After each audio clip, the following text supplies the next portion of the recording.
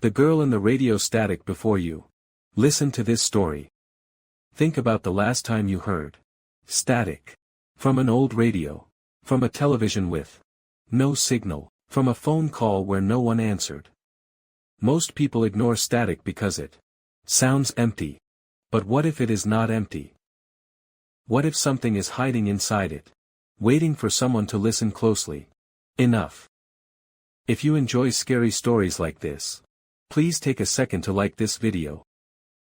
Subscribe to the channel, and leave a comment below. Your support helps this channel bring you more chilling stories every night. And if you are brave enough to listen until the end, leave a comment saying, "I heard her voice." Now, turn off the lights, put on your headphones, and listen carefully. Because this story begins with an old radio found in a house in rural Ohio. And a voice that should have been dead for 40 years. When Daniel Reeves inherited his uncle's farmhouse in southern Ohio, he did not expect much. The house had been empty for almost 6 years. It stood alone at the end of a gravel road, surrounded by dead fields, leaning fences, and a patch of woods that grew too close to the back porch. The white paint had peeled from the walls. The roof sagged slightly above the attic. The windows were cloudy with dust. But Daniel needed the place. He was 34, recently divorced, and tired of living in cheap apartments, where he could hear strangers arguing through the walls. His uncle had left him the farmhouse in the will, along with everything inside it.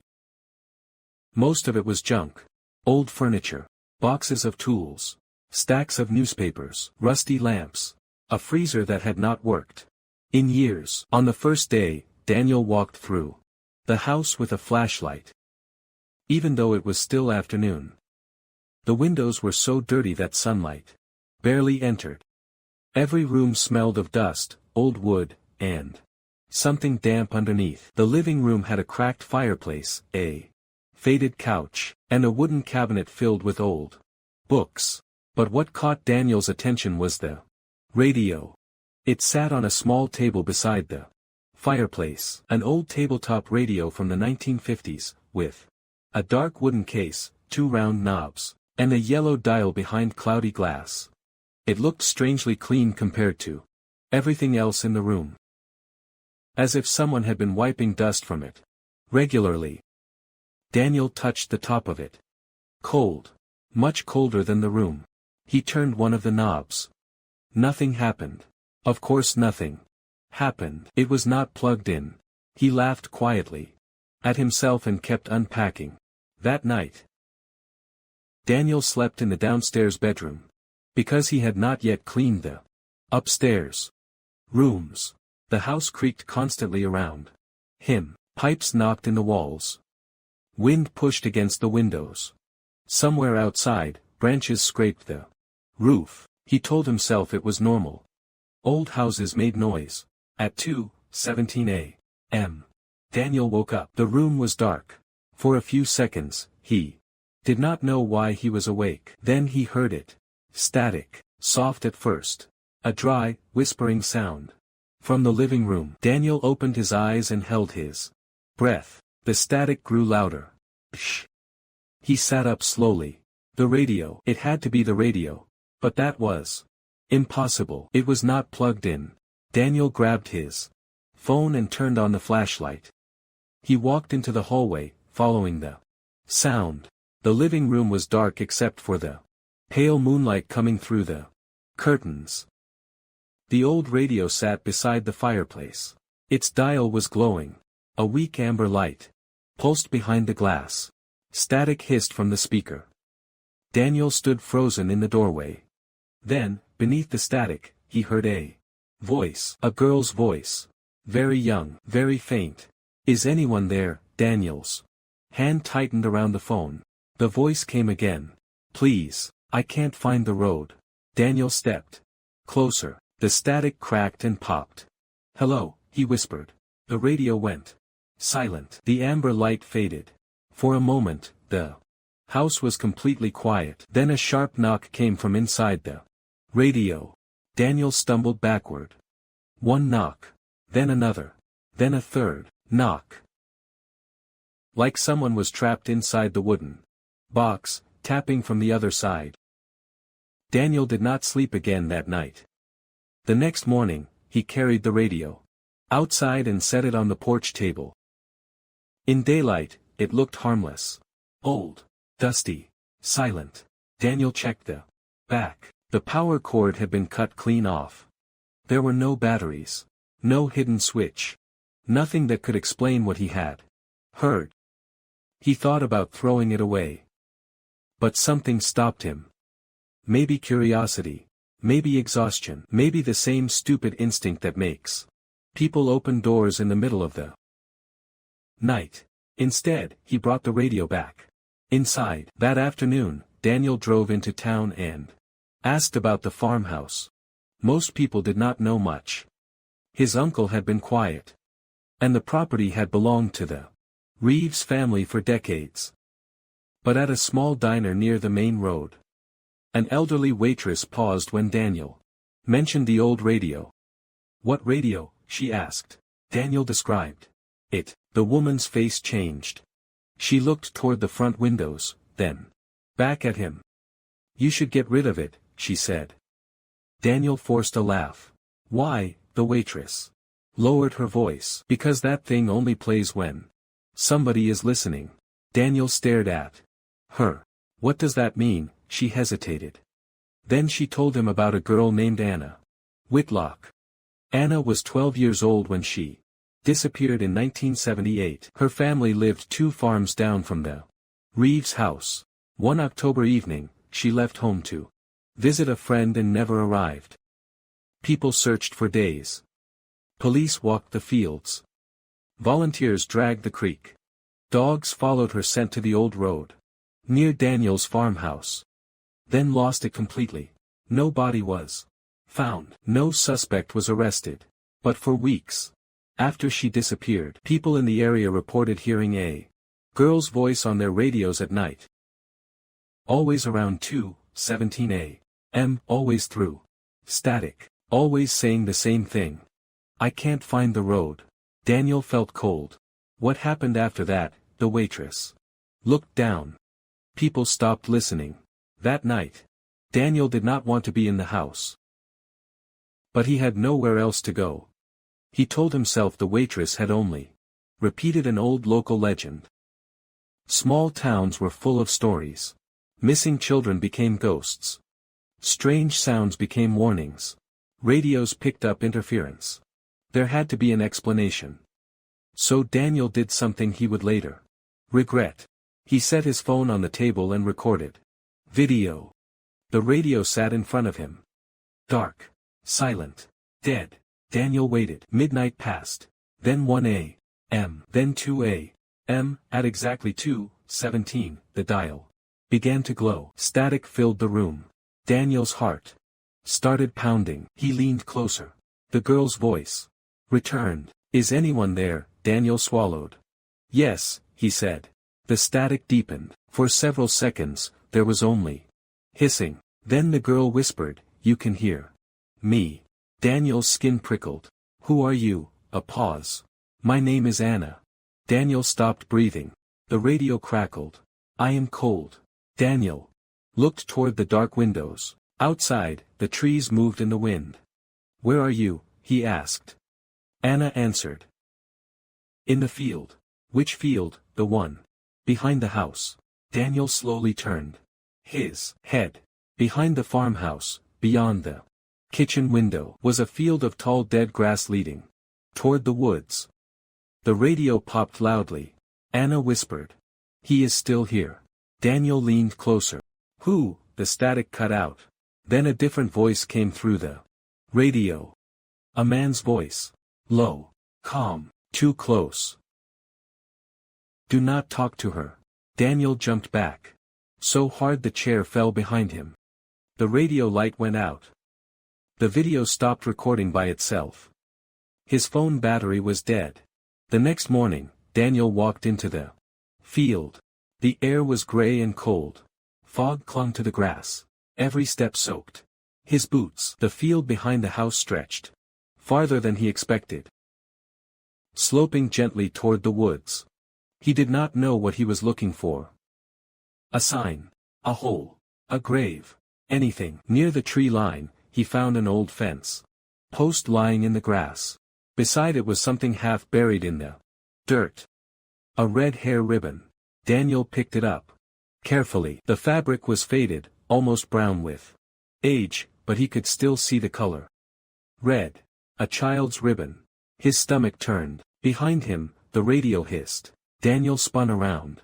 The old radio was sitting in the grass 10 feet away. It had not been there before. The dial glowed amber. Static whispered from the speaker. Anna's voice said, "You found it." Daniel backed away. "How did you get here?" The radio did not answer. Then Anna whispered, "He put me under the floor." Daniel stared at the farmhouse. "What floor?" The static grew louder. A man's voice cut through. "Go back inside." Daniel ran. Inside the house, the air felt different. He went room to room, checking the floors. Living room, kitchen, hallway, bedroom. Nothing looked unusual. Then he remembered the upstairs. He had avoided it because the ceiling sagged and the hallway smelled like mold. Now he climbed the stairs slowly, each step groaning beneath him.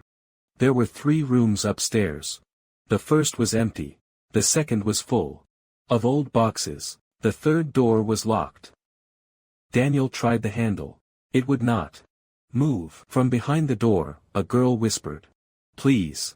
Daniel stepped back. The voice had not come from the radio. It had come from inside the room.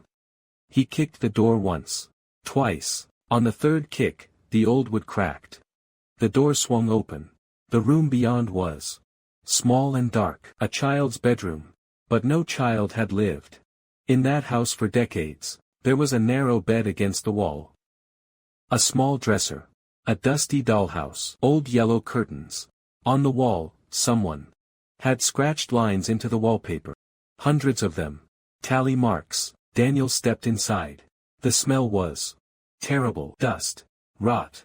Something sealed away. On the floor near the bed was a rug. It did not match the room. Daniel pulled it aside. Beneath it, the floorboards were newer than the others. His hands began to shake. He ran downstairs, grabbed a crowbar, and returned. The first board came loose with a dry crack, then the second, then the third. The smell became unbearable. Daniel covered his mouth. In the dark space beneath the floorboards, he saw a small shape wrapped in a dirty blanket. Beside it was an old cassette recorder. And a red shoe. Daniel fell backward, gasping. The radio downstairs screamed with static. Then Anna's voice filled the whole house. "You found me." Police arrived that afternoon. Daniel waited outside while they searched the upstairs room. Officers came in and out of the house with grim faces. One detective asked Daniel how he knew where to look. Daniel did not know what to say. "A ghost told me through an unplugged radio." No one would believe that. So he said he found loose floorboards. By evening, they confirmed what everyone already feared. The remains belonged to a young girl. The medical examiner could not confirm the identity immediately, but the red ribbon, red shoe, and location told the town enough. Anna Whitlock had been found 40 years after she disappeared. But there was more.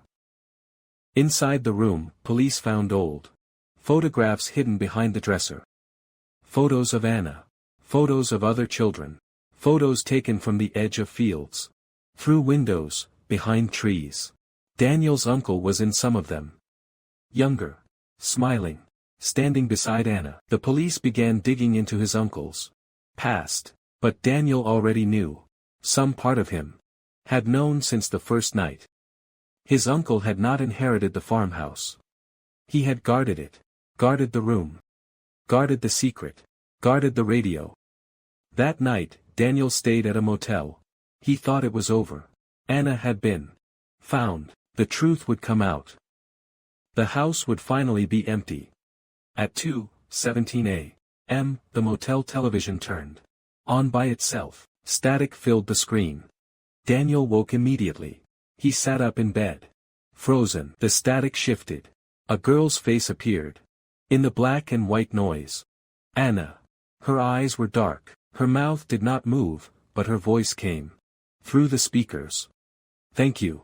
Daniel's eyes filled with tears. "You are free now," he whispered. Anna stared at him.